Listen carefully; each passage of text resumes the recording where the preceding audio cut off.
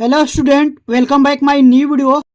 Student, आज मैं आप लोग इस वीडियो में बताने वाला हूं क्लास 10 मैथ चैप्टर नंबर 3 प्रश्नावली 3.3 का प्रश्न संख्या 2 का ये चौथा प्रश्न है, जो कि दिया कि मीना रुपया 2000 निकालने के लिए एक बैंक गई। उसने खजांची यानी कि कैशियर से, खजांची का मतलब होता है कैशियर से 50 रुपया तथा 100 रुपये का नोट देने के लिए कहा। मीना ने कुल 25 नोट प्राप्त किए। ज्ञात कीजिए कि उसने 50 रुपया और 100 रुपया के कितने कितने नोट प्राप्त किए। अब देखिए, सबसे पहले तो हम लोग प्रश्न को अच्छे से पढ़ेंगे और उसको समझेंगे और उसके बाद हल करेंगे। अगर आप लोग एक बार प्रश्न को समझ गए ना, तो समझ लीजिए कि आधा प्रश्न को आप लोग हल कर चुके हैं। सबसे मेन होता है आप लोग को प्रश्न को पढ़ना। जिस बच्चे को प्रश्न समझ में आ गया, समझ लिए कि वो सवाल आसानी से हल कर सकता है। तो देखिए प्रश्न में क्या बोला है। सबसे पहले हम लोग इसको एक एक पॉइंट पढ़ेंगे और इसको समझेंगे। तो प्रश्न में बोला कि मीना, देखो मीना नाम की एक लड़की है, वो जाती है बैंक में और वो कितना पैसा निकालती है, 2000 रुपया। 2000 रुपया निकालने के लिए वो बैंक जाती है और जो खजांची है ना, खजांची मतलब कैशियर से बोलती है कि 50 रुपया और 100 रुपया के नोट देने के लिए कहा। यानी कि वो कहती है कि हमको 50 रुपया और 100 रुपया का नोट चाहिए, उससे कम का नहीं चाहिए, ठीक है ना। तो और वो कुल नोट कितना प्राप्त करती है, 25 नोट प्राप्त करती है। 2000 में वो 25 नोट 50 का और 100 का प्राप्त करती है, ठीक है ना। और तो प्रश्न बोला कि ज्ञात कीजिए कि उसने 50 रुपया और 100 रुपया के कितने कितने नोट प्राप्त किए। वो तो मान लीजिए कि 25 नोट प्राप्त की, ये तो पता है कि 25 नोट प्राप्त की, तो उसमें से 50 रुपया का नोट भी होगा और 100 रुपया का भी नोट होगा। लेकिन ये नहीं पता है कि 50 रुपया का नोट कितना है और 100 रुपया का नोट कितना है। यही हम लोग को ज्ञात करना है। तो सबसे पहले हम लोग क्या करेंगे, इसको मान लेंगे। तो देखिए यहां पर लिखेंगे हल।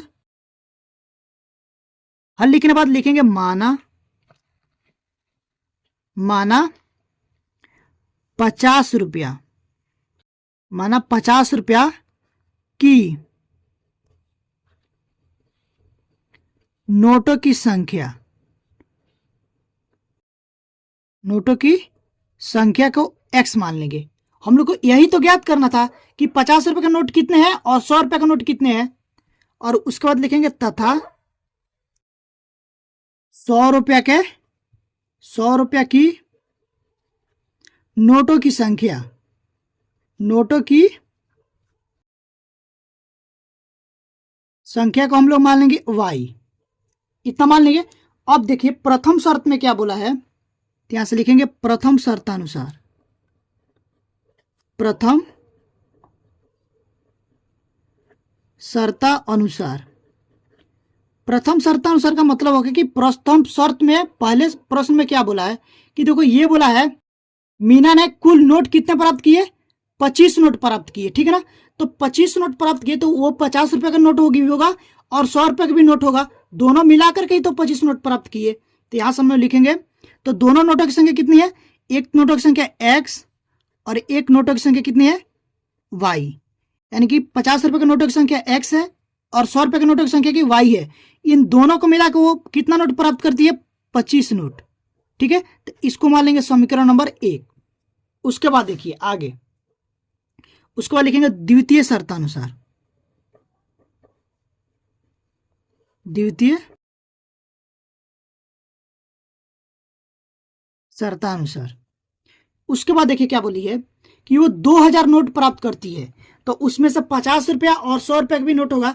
तो मान लीजिए कि 50 रुपया का नोट, ठीक है ना। तो 50 यहां से हो जाएगा 50x प्लस 100y बराबर 2000। अब देखिए यहां से 50 कॉमन लेंगे, यहां से बचेगा x प्लस 2y बराबर 2000।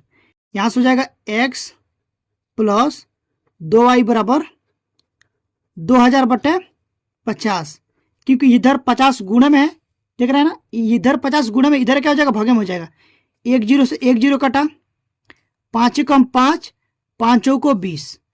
यहां से हो जाएगा x प्लस 2y बराबर 40। इसको मान लेंगे समीकरण नंबर 2। अब देखिए हम लोग को दो समीकरण मिल गया है, एक समीकरण यहां पर और एक समीकरण यहां पर। अब क्या करेंगे, प्रश्न में देखिए बोला कि विलोपन विधि से हल करिए। तो यहां पर हम लोग लिखेंगे विलोपन विधि, विलोपन विधि। तो देखो विलोपन विधि से जब हल करते हैं ना समीकरण को, तो यहां पर हम लोग देखते हैं कि या तो x का या फिर y का गुणांक को बराबर करते हैं। तो यहां पर देखो पहली समीकरण में x का गुणांक कितना है, कुछ नहीं तो 1 है, और दूसरी समीकरण में भी x का गुणांक कुछ नहीं तो 1 है, यानी कि इन दोनों का गुणांक तो सेम है। तो इसको हम लोग इसमें कुछ चेंज नहीं करेंगे, अगर सेम नहीं रहता तो उसको चेंज करते। जैसा कि यहां पर भी कुछ होता, मान लेते 2 होता चाहे 3 होता, ठीक ना। तो यहां पर भी हम लोग इसको 2 और 3 लाते, मतलब हल गुणा करके इसको बराबर करते, या फिर y के गुणांक को बराबर करते। लेकिन यहां पर तो ऑलरेडी बराबर है, तो हम इसमें कुछ नहीं करेंगे। सिर्फ क्या करेंगे, समीकरण 1 में से समीकरण नंबर 2 को घटा देंगे, या फिर समीकरण 2 में से समीकरण 1 को घटा देंगे। तो यहां से लिखते हैं समीकरण 2 में से समीकरण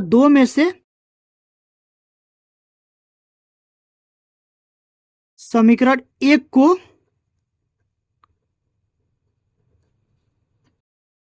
घटाने पर, अब देखिए समीकरण 2 में से ही क्यों घटाए हैं, क्योंकि यहां पर देखो ये जो समीकरण 2 है ना, यहां पर ये ज्यादा है और यहां पर ये कम है। तो इसमें से घटाएंगे ना तो और इजी हो जाएगा, ठीक है ना, क्योंकि माइनस में नहीं आएगा, प्लस में आएगा। तो चलिए घटाते हैं।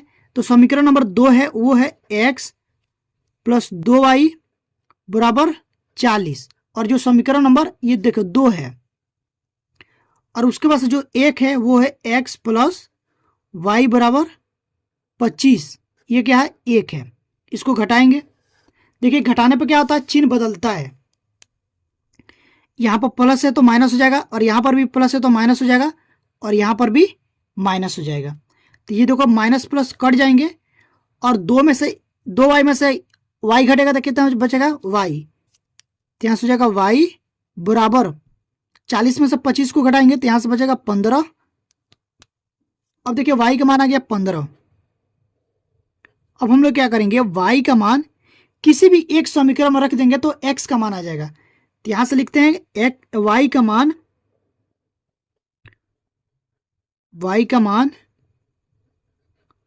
समीकरण नंबर 1 में रखने पर जो भी आप लोग काम करेगा उसको लिख करके दिखाना पड़ेगा।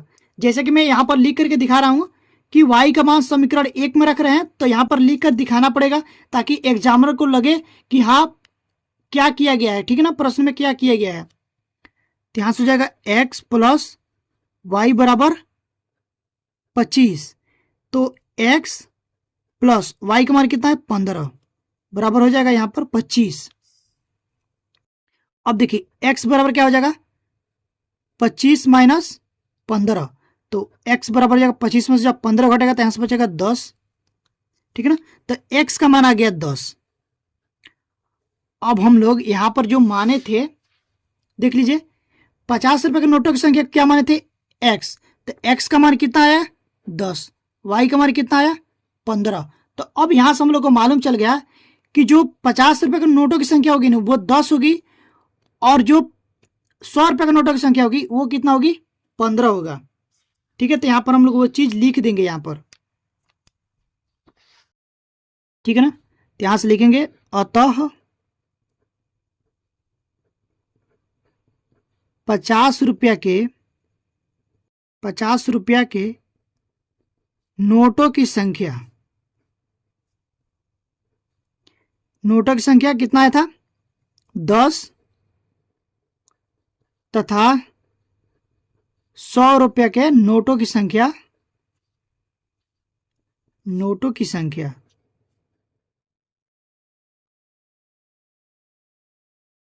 15 है, ठीक है। और यहां पर ये आंसर हो जाएगा। तो उम्मीद करता हूं कि ये भी प्रश्न आप लोग को जरूर समझ में आए होंगे। अगर आप लोग को प्रश्न समझ में आया है और वीडियो अच्छी लगी हो तो प्लीज वीडियो को लाइक करिएगा। चैनल पर पहली बार आए हैं तो चैनल को सब्सक्राइब करके बेल आइकन को प्रेस कर दीजिएगा, ताकि जो भी वीडियो डालूं उसका नोटिफिकेशन आप लोग पास तुरंत पहुंचे और आप लोग की तैयारी अच्छे से हो पाए। तो स्टूडेंट अभी के लिए बस इतना ही, मिलते हैं इसी तरह के नेक्स्ट वीडियो में, तब तक के लिए थैंक यू फॉर वॉचिंग।